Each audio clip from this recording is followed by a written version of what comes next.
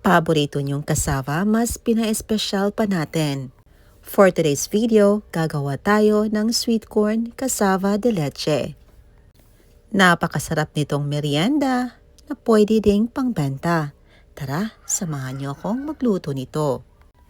So meron tayo ditong bagong harvest na cassava. Puting cassava po ang ating gagamitin. Hugasan lang natin, babalatan at ating i-grate. At ito na nakakuha tayo ng 3 cups of grated cassava. I-squeeze lang natin gamit yung ating sifter. Huwag masyadong pigain para may matira pang juice sa ating cassava. Dinidiin lang natin ng bahagya para makuha natin yung excess juice ng ating cassava. At ito na ang ating juice na nakuha. I-set aside muna natin. At sa isang 8x3 inches baking pan, naglagay tayo ng 4 tablespoons of white sugar. Ika-caramelize muna natin ito. Wait until mag-honeycomb-like color ang ating sugar. Set aside to cool. Meanwhile, magpapainit muna tayo ng tubig sa ating steamer. Sa isang lagayan, naglagay tayo ng 1/2 cup of condensed milk, 1/4 cup of cream corn sweet style, 2 pieces of large egg, and 1 and 1/2 tablespoon of water. Pwede nyo i-substitute ang evaporated milk. Use hand mixer para ma-blend natin at mapino ang ating cream corn. And after natin mapino, isa-sieve natin for a finer texture. At ito na, lumamig na ating nakaramela sa sugar. Ibuhos natin ang ating egg mixture. At lulutuin natin ito sa ating steamer. Water should be rolling boil. At lulutuin natin for about 15 minutes over low heat. Pwede nyo i-cover ng foil ang ating baking pan. And after a few minutes, ito na luto ng ating cream corn leche flan. At tinututpick test na natin, and when it comes out clean, that means luto na. Set aside muna natin.